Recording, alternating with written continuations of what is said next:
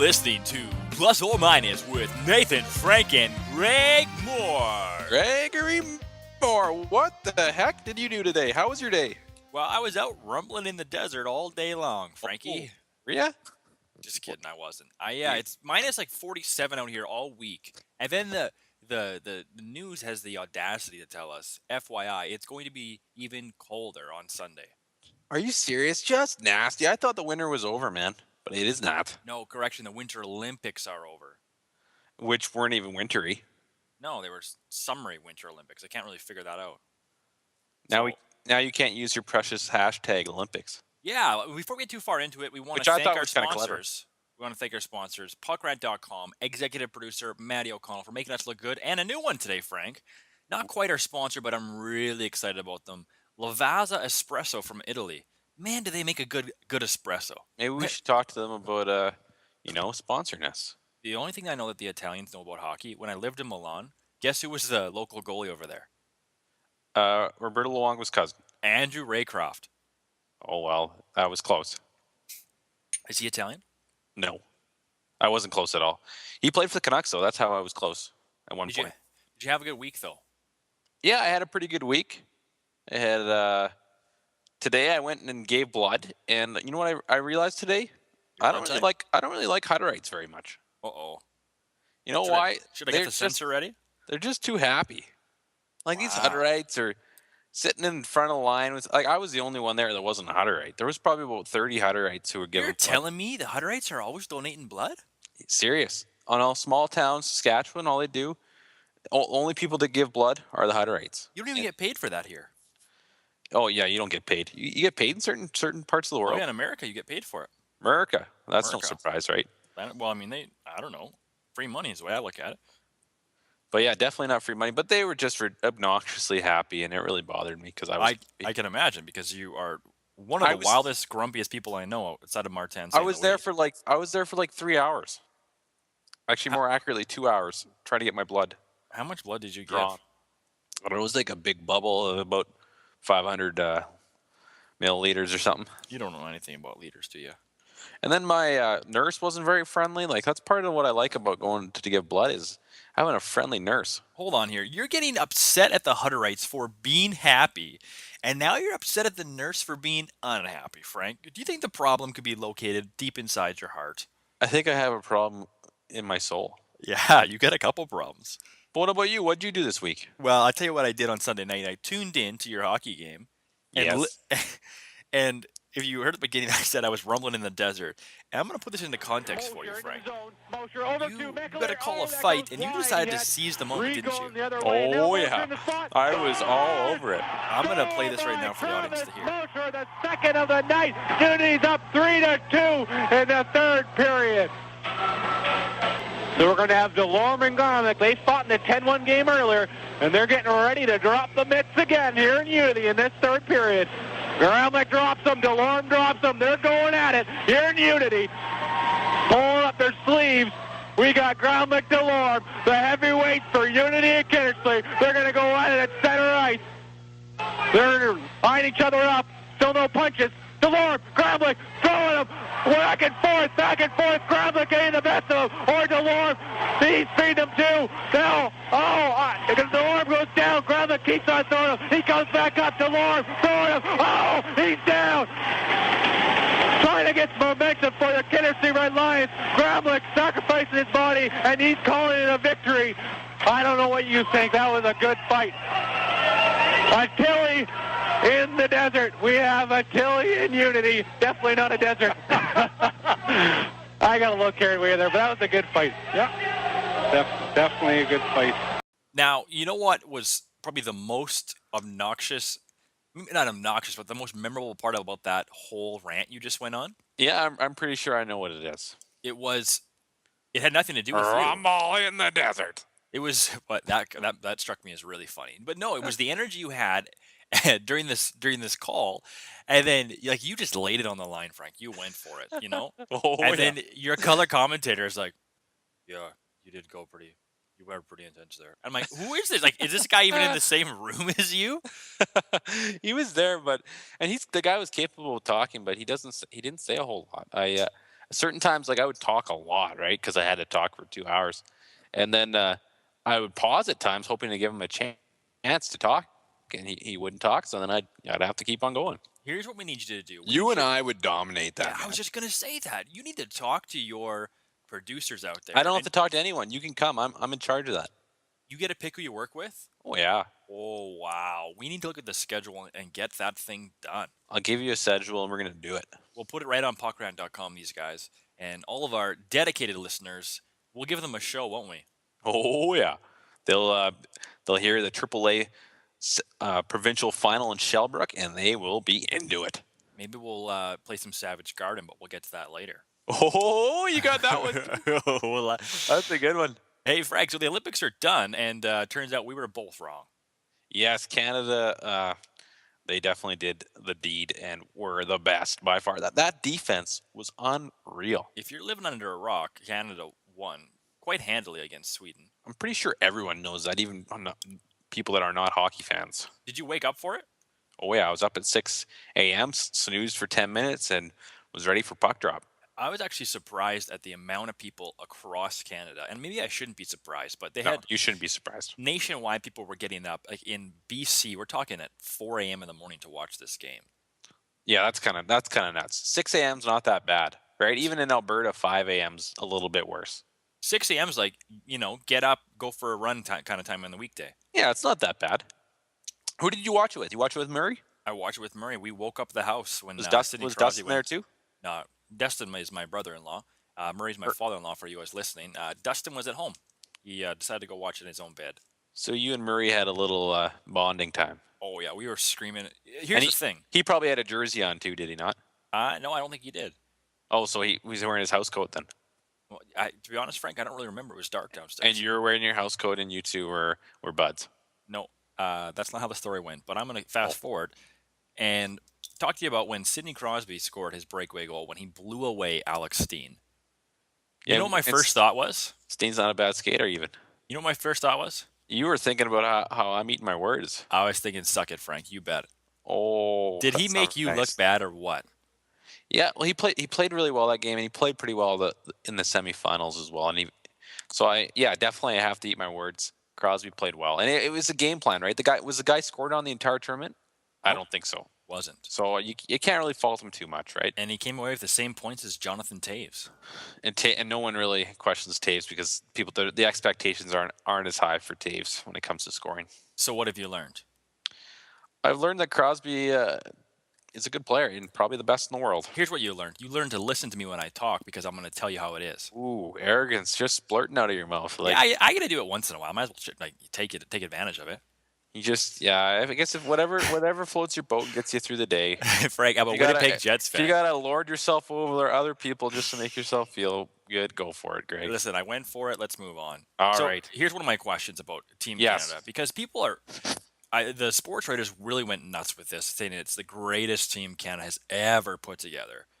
And I tend to disagree, even though, yes, we did well. We were dominant the entire time. Well, I mean, I think it's just based on the way they played.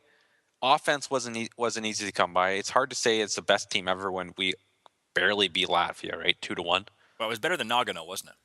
Well, obviously Nagano was a flop. Nagano was capital. We were close. We lost in a shootout to the Czech Republic, who won gold medal behind Hall of Fame goaltender Dominic Hasek, 6-time Vezina Trophy winner, and 2-time Hart Trophy winner. The guy was unreal. So get your stat book out right now. Well, I just like throwing that out there because he did that during Patrick Waugh's prime. So now you're showing off. Yeah, and he was just that good. So okay, I'm going to go back to that, but I want to ask you, who was the difference? Was it the defense or was it Price? Price was not the difference. Price didn't have to make very many saves at all, and a lot of them, like, he didn't make a lot of spectacular, like, second and third saves. I don't know if he made any second saves. It was definitely the defense. The defense was super solid. Yeah, and Carey gave the defense all the credit, and I think that like credit where credit is due. Price is a good goaltender, and he made some difficult saves, and Luongo wouldn't have done near as good of a job. But they probably still would have won with Luongo. The defense was really good. They made it really easy. Next time I get to pick an all-star team, I'm picking Pickles first. Well, Mark Edward Vlasic, Dan Hamhuis, they're going. And they had the reigning Norris Trophy winner on the bench. well, Figure that one out. the Hammer wasn't even playing much, so he wasn't really a difference maker. You're talking about, like, what's his name on Chicago? No, I'm talking about Carmelson or whatever his name is? Hamhuis. Oh, did they call him the Hammer?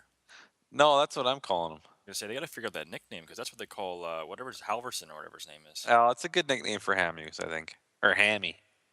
Anyway, he didn't even play, but Pickles was definitely the right compliment for Doughty. There's no doubt about it. And I question whether or not Pickles should have been put on the team, but he was the right player to play with him. We all did, but after watching that tournament, I think we're all Dill guys. That was Yeah, a for dad sure. joke. Jeepers. That was a little weak, but we'll move on. So here's some of my complaints about this tournament, and this is why these all stem from the question of why I don't think Canada was as good as they were. So we're watching the Americans kind of dominate in the preseason or the pre-tourney, pre-round robin or whatever it was. They were good. They scored lots of goals. They looked fantastic. And then they play Canada in the semifinals. You're talking about the Americans, okay? Yeah. The Americans, sorry. I don't know if that was clear or not. Yeah, and then they decided to change their game plan completely against the Canadians. Because I didn't think they could outgun the Canadians. Well, based on looking at the piece of paper with both rosters, obviously they couldn't. But they were firing at all cylinders. So obviously they made the wrong decision. Yeah, why if you're Dan Bylsma and he's getting called out by a lot of American media that actually care about hockey, why would you change your game plan to go to a 1-2-2 and be more passive against the Canadians when everything up to that point was working for you? Well, the biggest complaint beyond that was that he didn't try to get Kessel away from Taves. That was the big complaint. He's like he didn't even bother to match lines. He had the last change and he didn't do anything with it. I'll tell you this. People are pointing to Bylsma's track record now in the playoffs, saying that this guy's actually not a very good coach when it comes to being coached against. Well, his team gets totally exposed in the last two playoffs, where they have just absolutely no composure when it comes to playing against a good rival. Like they could barely beat the Islanders last year, and then they play against a good defensive team, and they get destroyed by Chara. So how long do you think Dan Bylsma's leash is now? Well, if he loses in the first round, they may can him. I'm But, hearing that. I heard that it's hard. It's hard to players fire. love him. It's hard to fire a coach that loses in the Eastern Final. Yeah. Well, I mean, yeah, unless you're in the CFL. And unless they run into Philadelphia in the first round, who match up well against them just based on the rivalry, I can't see them losing in the first round. Just the East has a lot of so-so teams. So here's another one of my complaints about this tournament. The top 5 teams of the tournament: Sweden, Finland, Canada, Russia, America. Game, set, match. Okay. I have problems with every one of the 4 teams. Finland should be included in there. They've got the most medals. I said Finland.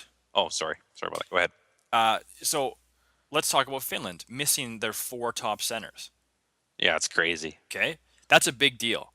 Sweden missing, I don't know what position they play. We got Sedin, Zetterberg, Backstrom, and Franzen. Yep. Those are all big injuries. And I was arguing with someone the other day about, and they said, "Oh, Canada lost guys too." And I said, "Let's think about this like we're playing NHL 2013. Every player is given a ranking. Okay, yes, Tavares, who's playing 6 minutes a night, goes down, and let's say he's a 90. Okay, we're going to replace him with Martin St. Louis, who's probably an 89, 90 as well. Okay. Well, that's the thing is You Canada can't do that with Finland and Sweden. If you're No. losing a 90, you replace them with the 60. Exactly. That's a bigger loss. Exactly. Or they're replacing them with players that don't even play in the NHL. So that argument to me is hogwash. Well, obviously we have so much depth that it doesn't matter near as much. So we weren't actually playing, and I know If we had Sidney Crosby and Taves and we surrounded the rest of the team with the second team players, all the players that didn't make this team, we could probably still win. well, it'd be a lot more difficult. But my point is, Well, maybe we need the 2 top defensemen as well, but I'm watching the top some diehard Sweden fans on Facebook argue this sort of stuff, saying, "Listen, you're not even playing our best team," and I think he's got a legitimate argument. If you're missing those guys, that's a big weight on the other guys who are in nowhere near as equipped to make that happen. well, and you're right. And the fact is that I just made an argument that we could replace the majority of the team and still win. But I take that back. And here's my argument. We don't do that. We don't win when we don't have our stars. For example, world championships every year, we have probably half our players, if not more, that were on this team. Probably only like maybe 30% of the team on our World Championship squads, and we don't win. We never win. It's a great point. So maybe our B players aren't as good as we think they are. No, and I think that's just it. Our B players aren't nearly as good as we think they are.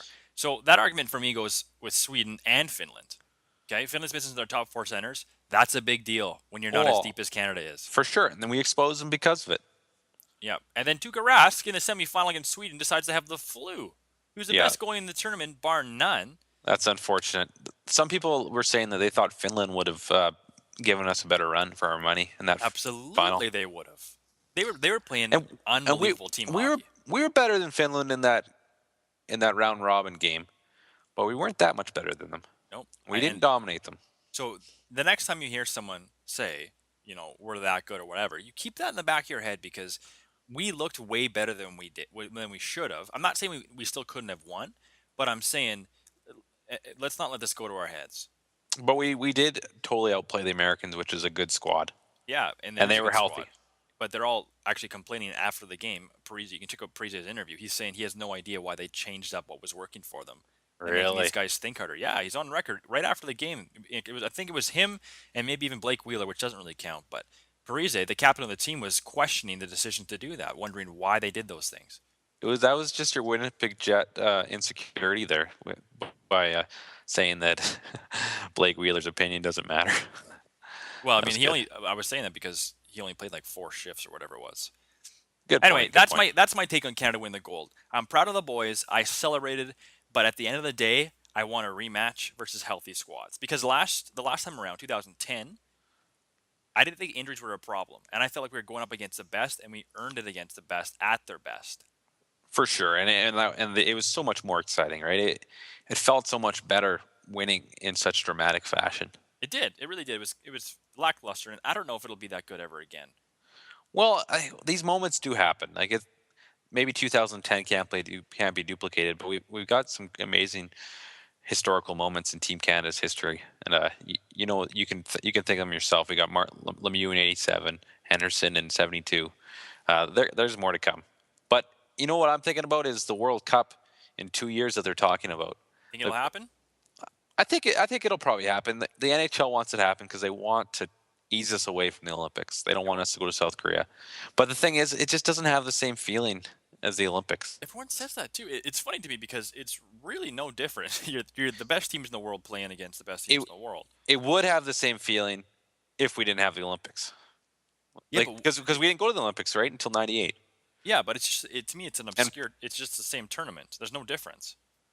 Well, it's just the Olympics. It's more about unity. The whole country comes together for not just hockey.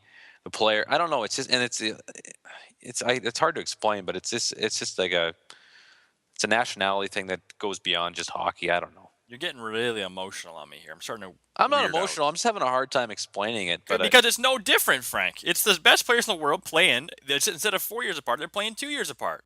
You know, I think it is I think that these European teams think of the World Cup as a Canadian-American tournament because it used to be called the Canada Cup, and they play in Canada, right? So it's got a different kind of feeling to it. It feels like it's biased towards the North American nations. And they play on regular NHL ice too, don't they? Yeah, which doesn't benefit Sweden or any of those teams. Finland, Russia. That's a great argument, Frank. That works for me. I honestly think this is ridiculous, but and it's never going to happen, and NHL never agreed to it. But how about if they had it if the World Juniors didn't exist, if they had it during Christmas, that would be the perfect time to have a tournament like that. The Canada Cup? Yeah. Oh, that would be wild. Have it every year. Have a World Championship with all the best players in the world. Other than the World Championship during the playoffs doesn't mean anything. No one cares about it in Canada. No, it's true. Because we don't send our best players. Exactly. Do you think the players will go to not Sochi, North Korea or Sochi? Wow. You going to South Korea? I don't. I think they're going to go. Yeah, I think they were saying the exact same thing after Vancouver that they really likely weren't going to go to Sochi, but they went.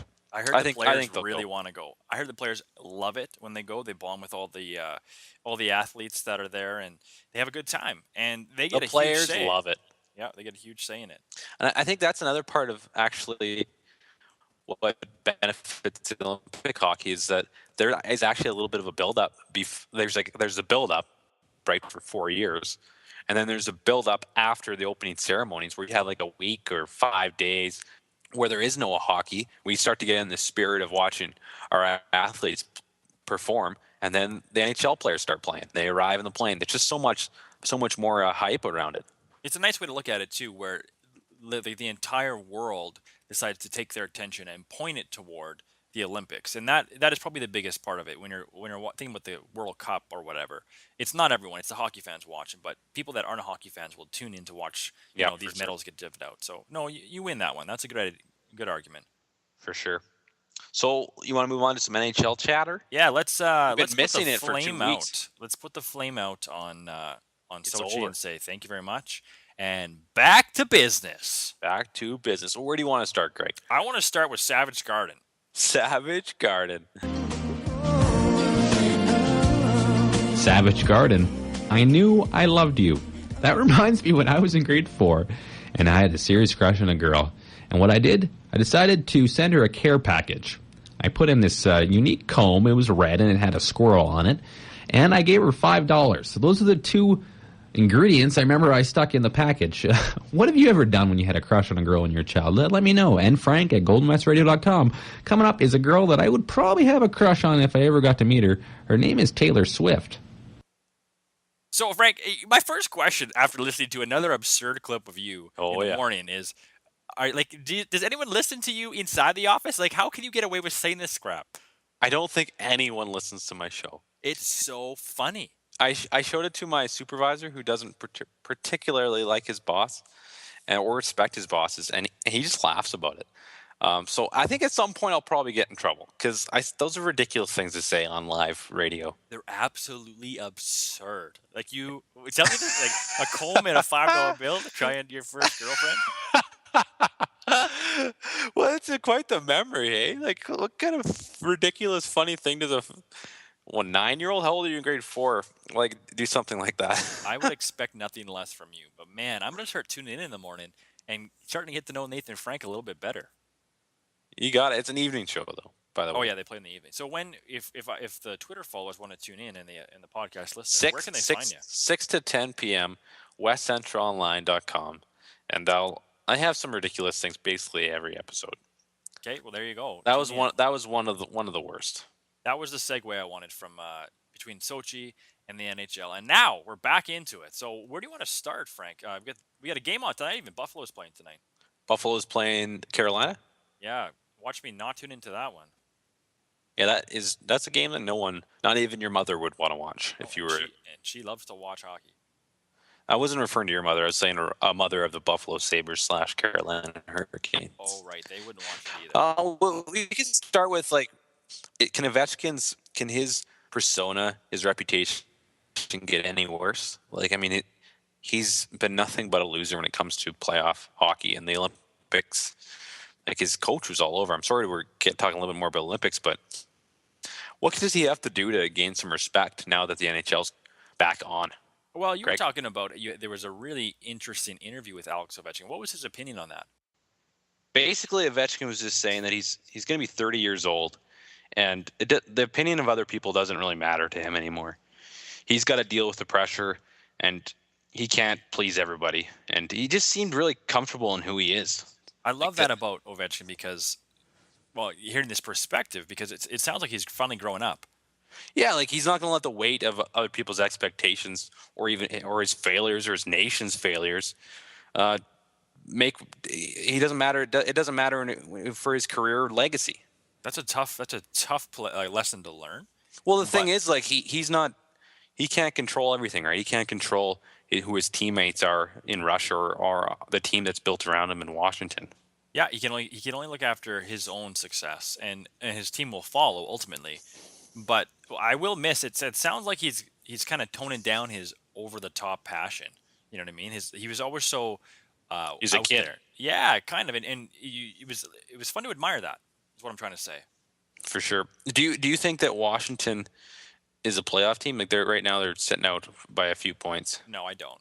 I think they're gonna fall out. Yeah, I think that division is way too tough for them to stay in the race, and I don't honestly think that they have what it takes. Well, they're close. I mean, they have 63 points. They're 1 point out. But look at that. That whole Metro division is just jam packed right now. If they miss the playoffs, I don't know. Washington doesn't seem like it's an elite organization, but if it was Philadelphia and they missed the playoffs and they had the same team as Washington, I'm pretty sure they would fire their GM for sure. Wow, we've been seeing that for years for the When it, Philadelphia Flyers. yeah, I mean they've had a few years where they just seemed like they're off the grid, right? But it was the decision making they made. They decided to go super young and get rid of Mike Richards and Jeff Carter. Yeah. So I mean, there should have been expected some sort of lag in their play. One thing I love about now that the NHL's back, trade rumors. Trade rumors. Trade rumor. Like the next week's the trade deadline, March 5th. I think next Monday. we're gonna have trades coming out of our yin yang. I actually think it's gonna be a busy time. Well, I mean, there's The lots last of things few- to go on now. The last Right. few years, it's been pretty disappointing. Yeah, and this next year with the cap growing, there's gonna be a lot more room for these teams to pick up players. So I wake up this morning and I look at TSN, and boom, just full of trade rumors. And the one that made me laugh so hard was the Marty St. Louis for Ryan Callahan. I don't think that's gonna happen. And Marty it's St. Louis, he just can't win these days. No, like he just can't get out of the media spotlight. I don't like if that was a trade, they're not going to trade him straight up. I mean, St. Louis may be old, but he has another year left in his contract. And Callahan, he's an unrestricted free agent this summer, so that's not a fair trade for Tampa Bay. Well, yeah, I mean, there's no guarantee unless they could, put a stipulation that Callahan has to sign for that, for the trade to work out properly. But it's weird to me too, though, because Tampa Bay is a contender right now. Yeah, I mean, they consider them a top 3 team in the East. Yeah, like they could really represent the East in the Stanley Cup final if they wanted to. And why would you mess with that right now? Like I know the tweaking and making stronger, but that's a pretty significant change to get rid of St. Louis, who's having another banner year. I think it's just a silly rumor. People getting bored. Well, Bobby Mack, he can make up whatever he wants, and people just take it as gospel. James Myrtle. You follow him? No, who's James Myrtle? He's a Toronto sports writer. He just loves the Leafs. Oh yeah, he's probably talking about Catter being traded all the time. What about Ryan Miller? Ryan Miller. Well, Ryan Miller has to go, does he not? Well, he doesn't have to. I heard that they're thinking about re-signing him or whatever. But then the most recent he's not going to want to re-sign in Buffalo. That was the most recent thing I heard was the GM said he's ready to go. Well, for sure. And then he hinted that there was 2 teams that inquired about him, and I'm like, well, the Oilers have to be one of those teams. Well, I was thinking Oilers, but the rumor I heard from Bobby Mack today was St. Louis, and they're trading Miller for Halak. Really? But again, Halak's not unrestricted this summer, so I mean that would make sense for Buffalo. But St. Louis, Miller's probably better than Halak, but that seems like that it's not worth it to get a goaltender that's probably not going to re-sign with your team after the playoff run. Yeah, St. Louis wants it this year. They want to go for it. And I think St. Louis, if they would make that straight up trade, which they probably wouldn't, I think their thought process would be there's not a huge market for goaltenders, and the market may not be that big this summer. So Miller, his best option may be re-signing in St. Louis. I mean, not re-signing, but signing. Yeah, signing. Sorry. Yeah, you never know. Yeah. I mean, I guess we'll find out. I would love to see that as someone who roots for St. Louis. I want to see St. Louis succeed just because I love the way they play. And this year they're scoring so many goals too. Before they were, gritty defense, kind of like LA. But this year they're lighting up. They got a deep team. Yeah. I mean, they have a stud pair in defense. They got some stay-at-home defenders like with Jackman. The rookie from, I think it was 97, he won the Calder Trophy. I could be wrong. Maybe even 2000, 2001. But anyway, he's a veteran back there, stabilizer. And they got good goaltenders too. And all that depth up front. That's a team. And David Backes, man, is that a player that is a grinder and the playoff type captain that you want? He's awesome. And then Alex Steen explodes this year, just putting the puck in the net. So, I mean, I think you at the beginning of the year called them to win, didn't you? If I didn't this year, I did last year. I think you've done it 2 years in a row. Yeah, I was wrong last year, and they barely lost against LA, so I feel like St. Louis is going to come through here. Yeah, the trouble for St. Louis this year is going to be the new playoff format. They're going to have to face Chicago and upset the reigning Stanley Cup champions, which I think that they can do. I really do think they can hold their own with Chicago. But they would have to face them in the second round if all the favorites won, is what you're saying. Yeah. So that's no different than other years. No, yeah. I mean, it's still 1-8 and 2-7, and 3 to 6 and 4 to 5, right? Right, but before they could have play them in the third round, depending on how things worked out. Well, it could still happen. No, it can't. Yeah, if Anaheim gets upset, then No. St. Louis would be the number 1 seed, Chicago would be the second, right? No, it doesn't work like that this year, Frank. The way the playoffs format goes this year is the first 2 playoff rounds are all within your conference, Oh. and then the 2 are all within your division, and then the division champs play each other. Well, that's interesting. Yeah, so St. Louis, Chicago, and Colorado, for here on out, will play each other in the first 2 rounds of the playoffs, and then whoever the wild card is in there. Oh, that's pretty wild. Yeah, they wanted to create rivalries, and I think that over time it'll do that. You know. Well, probably, I guess. But I mean, I think the rivalries are at their peak in the Western Finals and Eastern Finals. Yeah, I mean, Like ultimately, you want the best series to be in the Western and Eastern Finals. absolutely, at all costs, I want that. And then the Stanley Final, obviously, you don't know what you're going to get. But if you're the NHL and you can force more Philadelphia versus Pittsburgh playoff games, I guess you're right. You're gonna take that. You know what I mean? I remember a few You know years what I'm ago saying? that Philly Pittsburgh series was the best thing the playoffs had to offer. I told you, man. I was in Milan, Italy, waking up at like 1 a.m. to watch these games because I thought these are amazing hockey games. That was some of the best hockey I've ever seen for entertainment value. It was crazy, and that is saying something because you've seen a lot of hockey. and it was fun to see Giroux compete with Crosby, like back and forth, scoring at the same pace as Crosby. That was awesome. I would pay money to see it again. Granted, Crosby like just came back from his concussion, so Yeah, look at you defending Crosby. Things change so quickly, hey? yeah. Well, I mean, I was a fan of him before. I was a little disappointed that he wasn't lighting it up. I wanted to see him dominate. If you haven't seen it yet, there's this TV show on CBC and NBC called NHL Revealed. I'm super excited about that, man. Olympics, we get to see a closer look at that. It's going to be interesting. Yeah, it'll be great. You've seen the other episodes too, haven't you? I've seen at least 2 or 3. I don't know if I might have missed one. It's an okay show. The narration's kind of bland, but It's not as good as 24/7, but it's still pretty interesting. Yeah, it's better than nothing. I'm not going to complain too loud about getting a sneak peek behind the NHL. Just a little bit more on the trade rumors. Vancouver's talking about like they'll give up anybody other than the Sedins, and Kessler's name is on the market. Really? If he's healthy, here's the 2 teams I think, if they could offer enough to give back to to the Canucks, would be Detroit and Pittsburgh. Detroit because Kessler's he's a Michigan native, and I see him. I think he'd be a pretty good fit on that team, especially this year, seeing as Detroit is really struggling with injuries. Totally. That they're desperate for something over there. Some sort of solution. So they have Datsuk on the top line and they have Kessler on the second line. All of a sudden, their problems are fixed. They got it, and they could compete.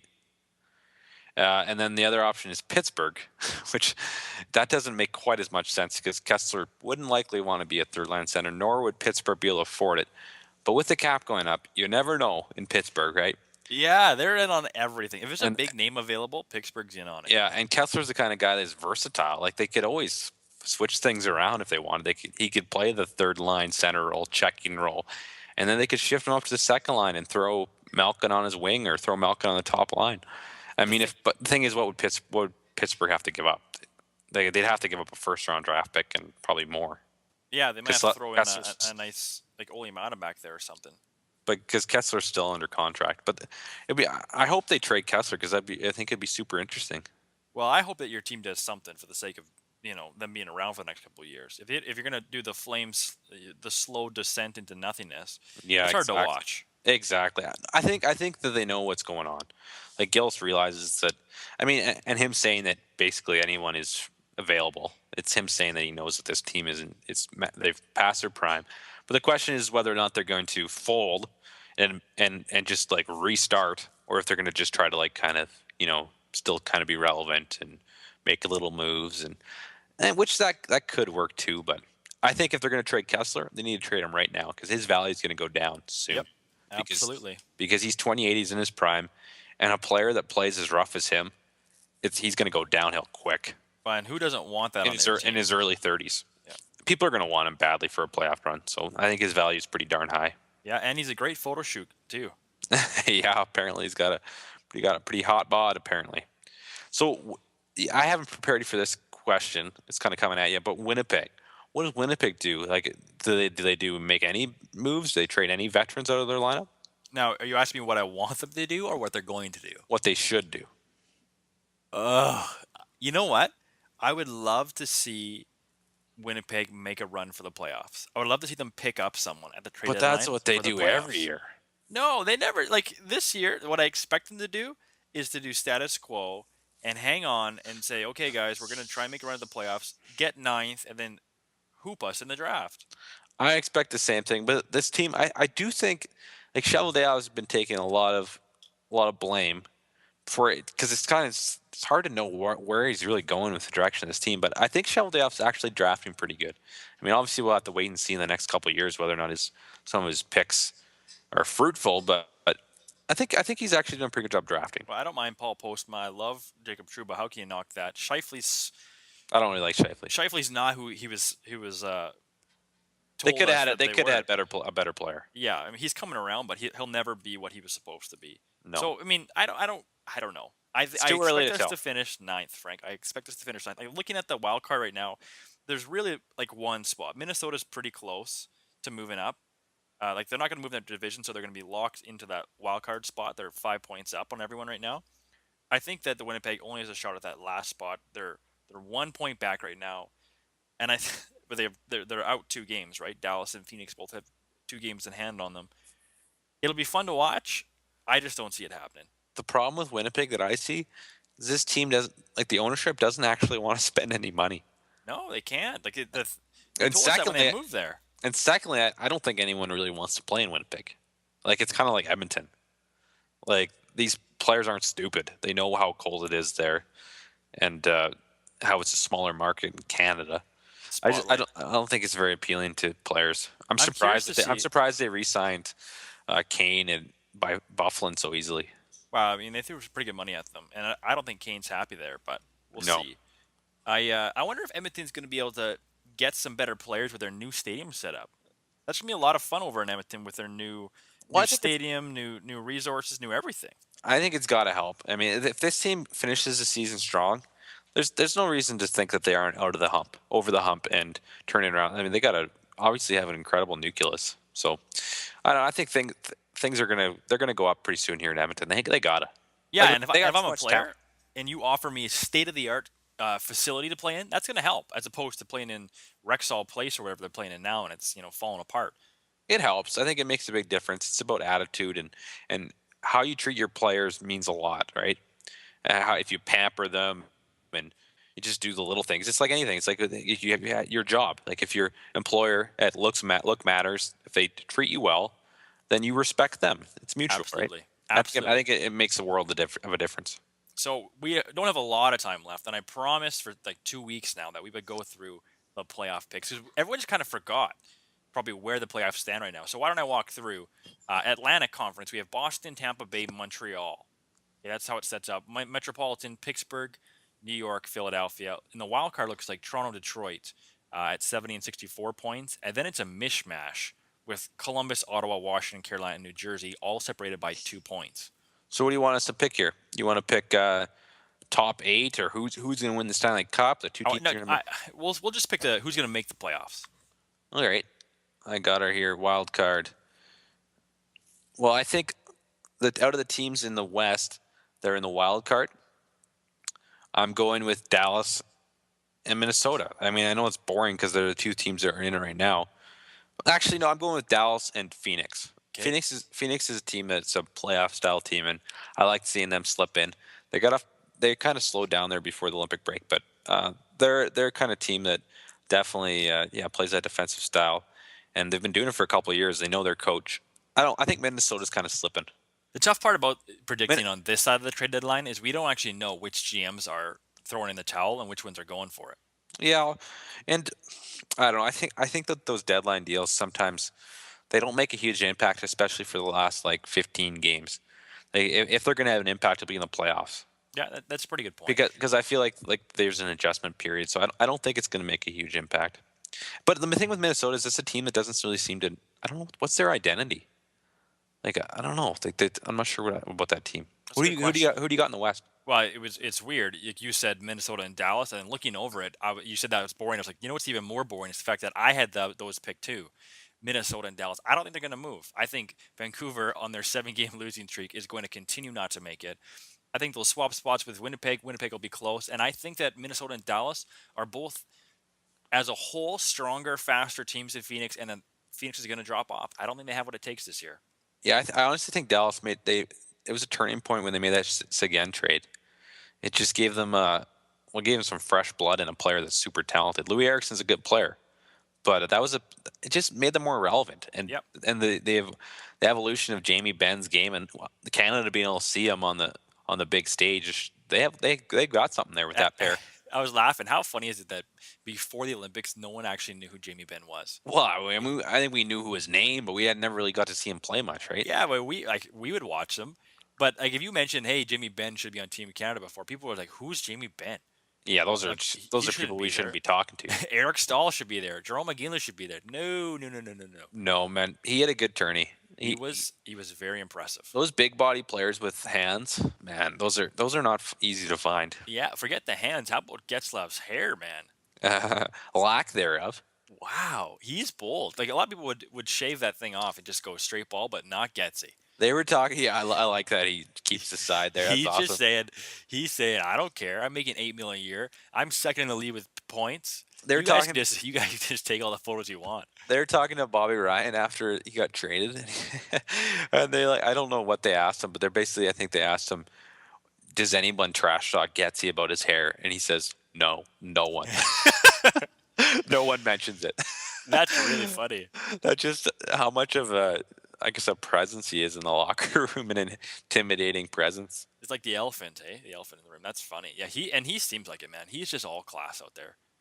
Well, I mean, he for the majority of that tournament, I thought his line was definitely the best in the tournament. Yep, absolutely. And then in the final, it was Taves and Crosby who looked a little better. Okay, but in the East, who do you got? You go first. Okay, in the East, and the wild card right now sits Toronto, Detroit. Then it goes Columbus, Ottawa, Washington, Carolina, New Jersey. I'm saying Detroit is going to fall out for the first time, and Columbus, baby, is going to replace. They're going to replace him. I think Columbus has everything going for them. Bobrovsky's playing great, and this is their year to make it in. I mean, maybe they lose first round, but these guys, finally, if you watch them play, they have an identity. And I know I'm playing the homer card right now. They're fast, they're talented, and I think they're better than Ottawa, that they're better than Washington, they're better than Columbus, they're better than New Jersey. The only question is Detroit, and Detroit's beat up, and so they're going to fall off. Well, I think definitely Detroit's going to fall out. I'm keeping Toronto in. They kind of turned the corner before the break. It's unfortunate they had a break because they were on a little bit of a roll, and could be slowed up. But yeah, Detroit, just with those injuries, how can you not say they're going to fall out? And they could fall out hard. Well, the thing about Detroit, though, man, is it, 22 years in the playoffs? Yeah. And at least they still have Datsuk healthy. But is he actually healthy? Probably not that healthy. Well, he was a bit ornery in that interview, but yeah, he can't be 100%. Maybe 90, 95, getting better every day. But their work is cut out for them. They can't slip. So I'm replacing Detroit with Ottawa. And Ottawa's been a pretty inconsistent team this year. All year long. They've totally lost what made them a team last year. And they were defensively solid, and they were injured most of the year. Carlson was out for the majority of the season. Spezza was out the majority of the season. And it didn't matter because Paul McLean rallied the troops to play good defensive hockey, boring hockey, but it got them in the playoffs. Yep. And they have tons of depth in that team, and they're young. They had a little bit of playoff experience last year. But I just think that Paul McLean can get this team focused for the playoff run, and they're gonna win when it counts, and that's down the stretch here. See, I'm not picking Ottawa for that reason, that they used all the magic they had last year. There's nothing left in the tank to motivate these guys. And the guys that need to do what they're going to do, they're not going to do it. It's just not enough for them to do by themselves. They need a full team effort, and it's just not there. They spent all their reserves last year. I just want to switch gears to Philadelphia. This team got off to a horrendous start. I think a lot of us had probably, some people have maybe forgot that, how bad they were to start the year. Isn't that funny? Yeah, and now they're in a playoff spot. To decipher between them and the Rangers and Montreal and Toronto, it's just like these teams just seem like all just like cloudy teams. I don't think any of them are going to be factors in the playoffs. How funny is it that Steve Mason is backing the Philadelphia Flyers and getting them into a playoff spot after the beginning of the season? Well, it's pretty funny that Philadelphia didn't have the patience for Bobrovsky, and he became a superstar in Columbus, and then they just say, oh, okay, well, so we'll take Mason. And then Mason was horrendous other than his rookie season for Columbus. And now he's a starter. But I question next year he's going to prove himself. Because this year he played for a contract.